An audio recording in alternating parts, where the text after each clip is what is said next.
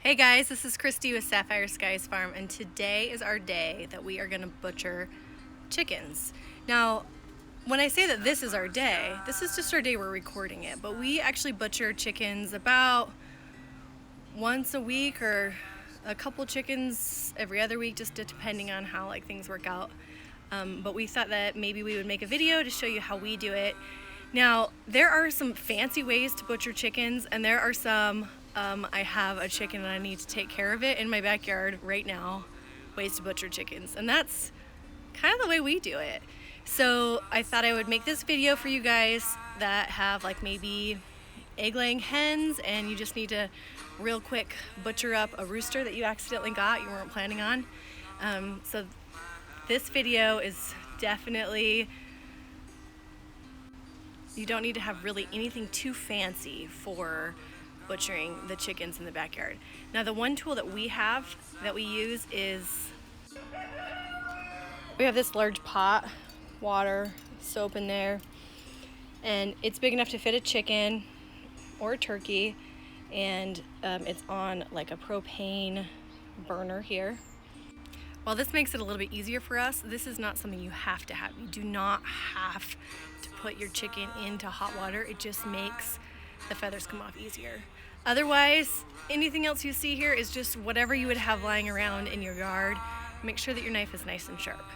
Okay, my last disclaimer is the kids wanted to be the ones to teach you how to do this whole process, but they kind of gave up by the time that it was time to pull all the guts out of the chicken. So I hope you enjoy what we've got here for you today, and let's go take care of processing some chickens.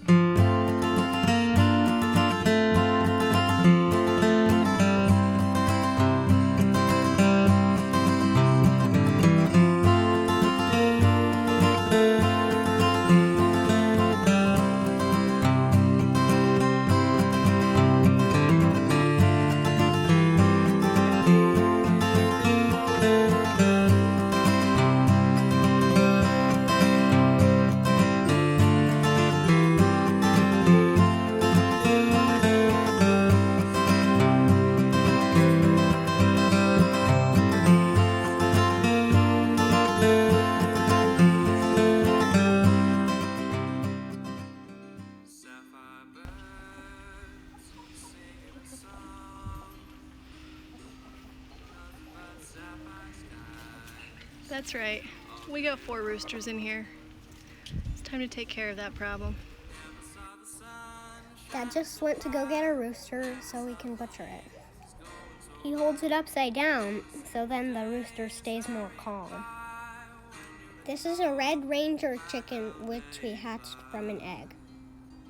We hang it upside down so all the blood goes up its head and it stays calm. Dad is holding the wings up so it doesn't flap so crazy. I like to be near, but I can't watch. Dad holds it carefully so it doesn't flap its wings around. I feel like I'm gonna throw up, but I'm gonna tell you what Dad's doing. He cuts the chicken's jugular right below the ear bone on both sides of the neck. Covers big veins on both sides. You rest the knife against the bottom of the jaw, and you cut on both sides. I'm gonna have a nightmare!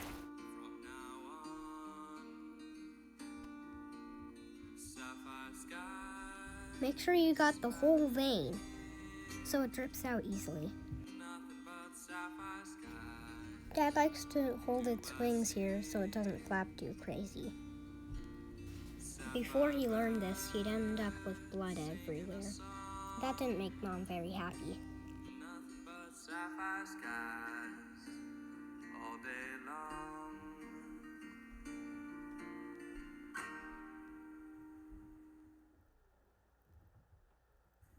Notice how the chicken isn't freaking out. He's totally calm. That's because all the blood went to his head and he kind of passed out already. Seriously, I can't watch this part. Is it dead quite yet? Nope. So we'll pass out. Get sedated from the loss of blood.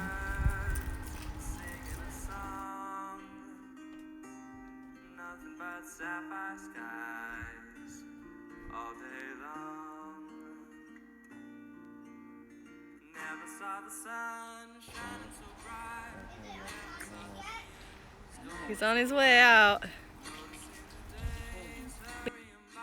Now Dad is gonna pop his head off.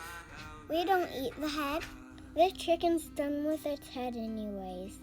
This is really gross. But once the head is removed, then there's no brain, which means it can't feel anything anymore. It's flapping like crazy because the nerves are signaling that something's wrong. Have you ever heard of a chicken running around with its head cut off? That's basically what's happening right here. This is an important step because it gets all the blood out the wings. Because we don't want to eat any of that.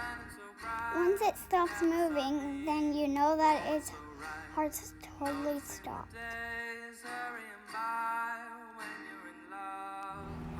is it still alive? It is not No. still alive. While all this is going on, Dad has a pot of hot water and at 165 degrees, he dumps the chicken in, even his feet. This is to loosen all the feathers and the skin on his feet. I forgot to tell you, there's also a little bit of soap inside of the water. Dad knows if it's done if the wing feathers come out easy. He gives it one last whirl for good luck. Then he gives it a wiggle and a jiggle to get all that water off. Today, Dad's brother came to learn how to butcher a chicken, and the best way to learn is by being hands-on. Here they're pulling all the feathers off the chicken. It's not easy, and it takes a bit of time, but that hot water makes it so much easier. Dad's tried it both ways, but this is definitely the easier way. As my uncle learned, sometimes you get splashed a little bit. He got splashed in the eye, but luckily it wasn't blood. It was just some water from the feathers. If you notice below, Dad's been doing all this work over a trash can. This makes cleanup easy. Some of the feathers are smaller, and they have to go back and get them after they do the big feathers. Now we can see a lot of the skin. It's starting to look like a lot of the chicken that we buy at the store. Sometimes Dad brings it inside, and he accidentally leaves a couple of the little tiny feathers. Mom's really good at getting the little ones with tweezers. Here I'm realizing that if I'd left the chicken in the water longer, it would have been a little bit easier to pull these feathers out. There's no exact science here. Good thing he has a little extra help today. Maybe when Dad's older, I'll buy him a chicken plucker machine. They're super expensive, and we'd have to do all of them in one day to really make that worth it, but you never know. We only butcher about a chicken a week or so it doesn't really make sense at this point for us to invest in a plucker. Some people that raise meat chickens will order from a hatchery and get 20 to 50 birds. So if we were doing that many at a time, it would really be worth it to have a plucker. But we hatched out chicks a few at a time this spring. And so we really only had about a chicken or two a week to butcher. So we've just been doing them as we go. And this process has worked out great for us. I promise if Mom and Dad get a plucker, I'll show you how to use it, because it sounds really cool. Look, they're almost done. Next, Dad's gonna have to get out his blowtorch, which I think's a little scary. It's hard to see in this video, but there's a bunch of little feather hairs. Did you know that chickens had hairs? Chickens have about 4,500 feathers and hairs all over their body. And sometimes when you get a chicken from the store, they'll even miss one of those little hairs. But it's really no big deal. For us, we try to make sure that we don't have any of those come in with the bird when it comes inside. And that, like I said, is what the blowtorch is for. And any cooking you do to the chicken is gonna cook that off. Ruby, how do you feel about butchering chickens? It's kind of sad, but we like the food that it gets us. And we're grateful for the life it had. We hatched this guy out of an egg, took good care of it, even when it was a tiny baby chick. It grew really fast. They eat special food made just for meat chickens when they're babies. There's a medicated feed to make sure they don't get any illnesses. This chicken is only 12 weeks old, and he'll weigh about 6.5 pounds when Dad's all done butchering and processing him. This chicken's mommy laid the egg on our farm. We gathered it and put it in the incubator, and 4 months later it was ready to eat, or at least to be butchered. Sometimes we eat them right away, but sometimes we save them for later, in the freezer. What do we call this, Levi? This is called freezer camp. They like to hang out with the turkeys in freezer camp too. It's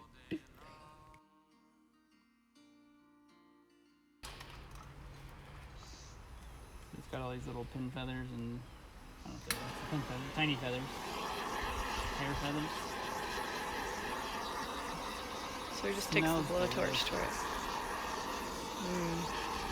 Keep it moving so I don't burn the skin.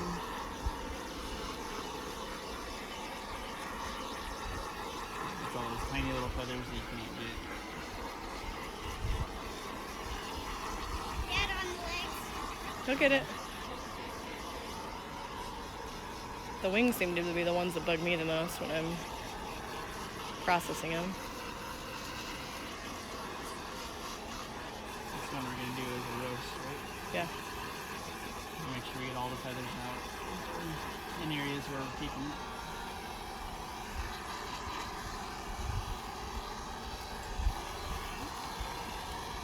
Tyler's gonna cut the tail off. So you'll notice there's still some feathers in there.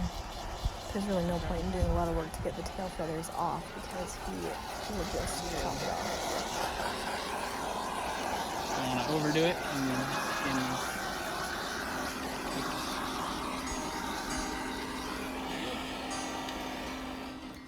Okay, well the kids and I are going inside to make lunch, so we're gonna leave Tyler and his brother out to finish up the rest of this chicken. And maybe I'll see you at the end of this, huh? You hyperextend the joint. It's easy to find the spots where it's easy to cut. So that's the tendon that goes right in between. And then cut around the sides and the back. If you get it in the right spot, it comes right up.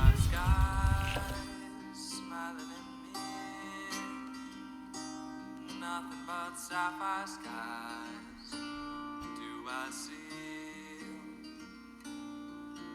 If you're ever cutting just the skin, and go all the way around the neck.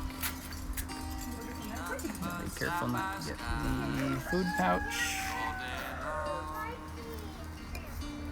You see a bunch of fat right here. This is the meat, the rest.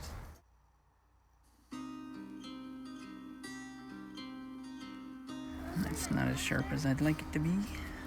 Sapphire skies smiling at me. Nothing Some more but fat sapphire there. skies do I see. Cutting the skin all the way around. Cutting through the fat.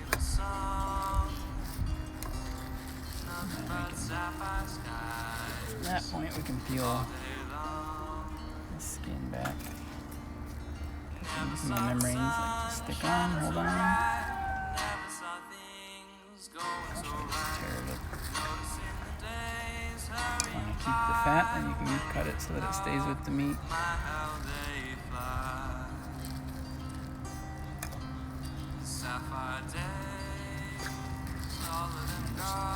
Slide it off. Pull it. Toss that. And find the 2 tubes.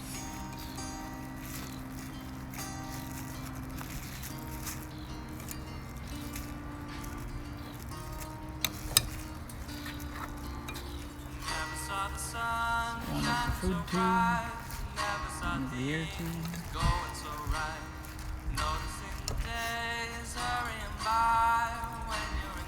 Stuck with memory there. Kind of the bumpier one is the air tube. So it's kind of ribbed down the length. And then the smooth, slimy one is the food tube. Esophagus. Here, the food tube goes down to a pouch. You can see some sunflower seeds that it ate. Poking through, showing through. Be careful not to cut into that. We're just separating it from the rest so that we can pull it through from the other side.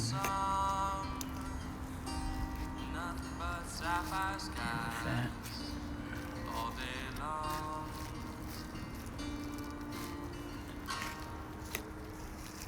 There's kind of membranes all the way down in.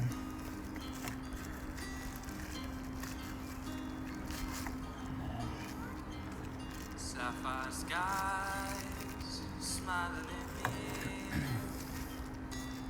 Nothing but sapphire skies. Separating the esophagus out. And just pull that part out from this side. Just kind of breaks off on its own usually. Nothing but sapphire skies all day That's all long. that. Some of the fat. Oh, missed. Alright. It's all separated that way. Next we'll flip over to the tail. Pick up the oil sac. You see right here is where the oil gland is. We're just going to take off the whole tail. Cut through, you want to watch out for the pooper. You're not cutting through to there, but you can cut between the pooper and the tail.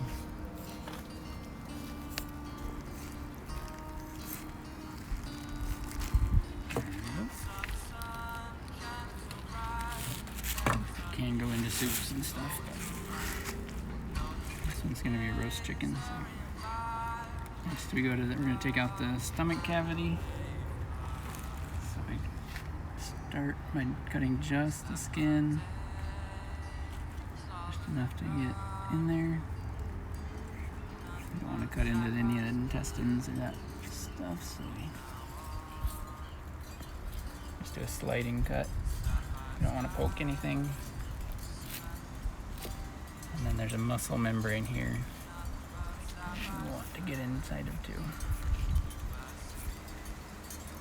Again, without cutting into the gut cavity,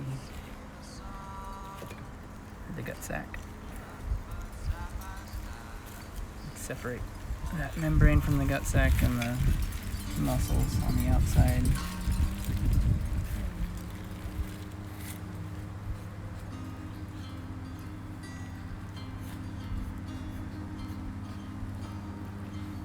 Sapphire skies smiling at me. Nothing but sapphire skies do I see. Just want to have enough of a hole to be able to get your hand in there.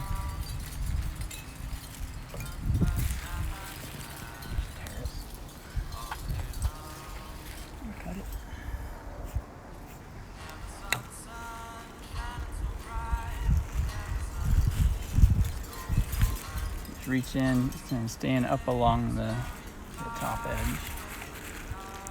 Sliding this over the trash can.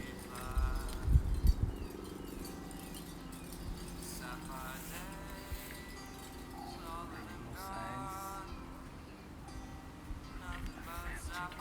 This is all fat here.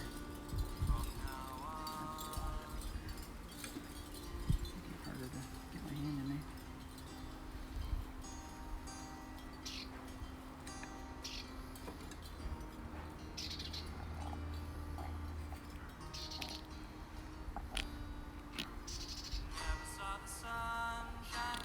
Occasionally when you do this, you push air out of the lungs and you'll get a crowing sound. Can you get it in there?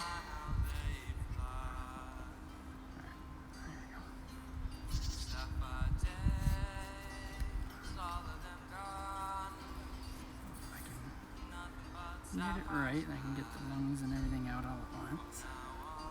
I'm separating the lungs from the rib cage in the back. Inside, just gonna slide underneath them, pulling forward to the top, I guess.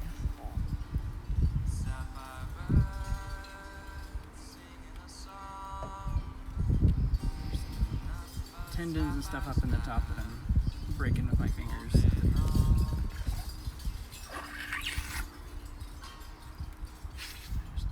pull it all out at once.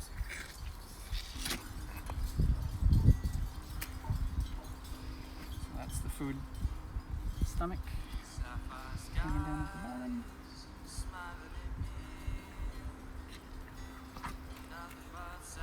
Testicles. This is a rooster.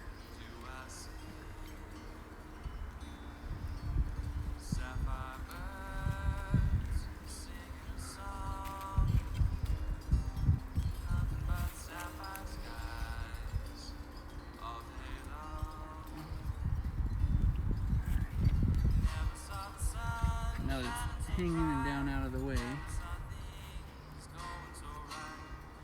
safely cut around and easily see where the poop tube is and avoid that. Avoid cutting into it.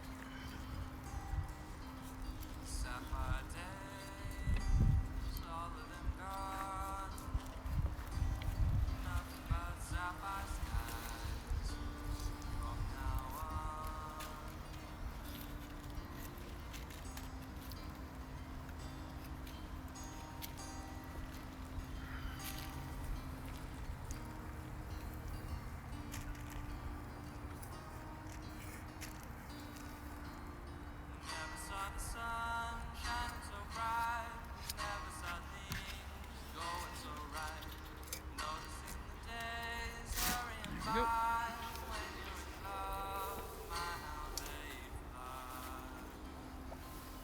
Let's see inside. So the lungs were sitting right around here. So I just probably can't see inside there, but kind of just scrape along these ribs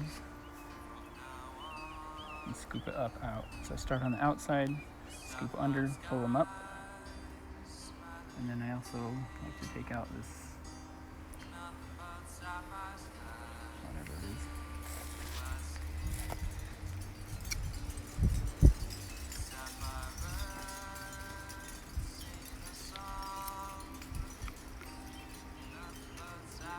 Probably doing it wrong.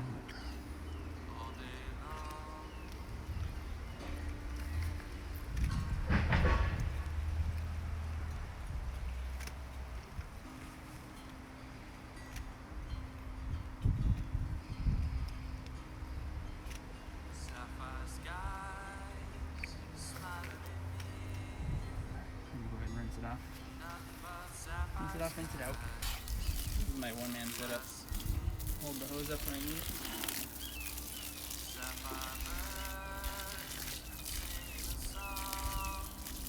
And rinsing off the extra blood.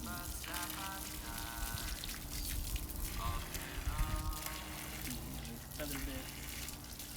Rinse out the cavity.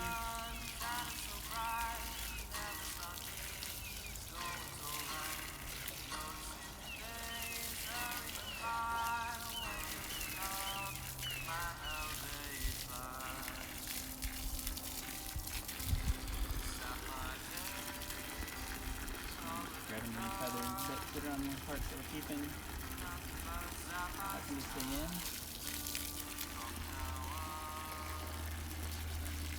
Alright. The other part we can take off since we're going to be roasting. We're not going to want the neck on it. Just go in as far as it'll let me. And just cut around.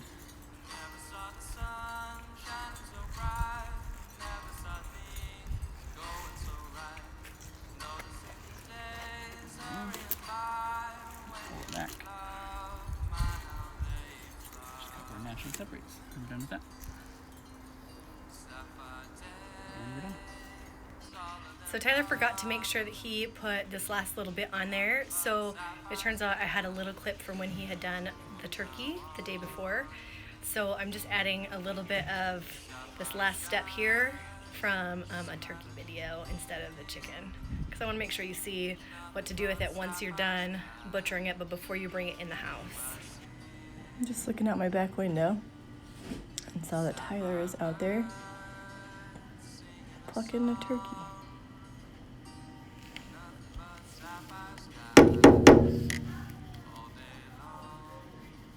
You can't see me.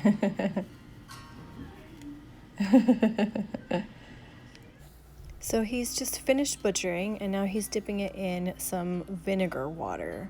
So put some water in the vinegar and then swish it around for a couple minutes so that it kills any bacteria that's left on the turkey or chicken after he has butchered it all the way.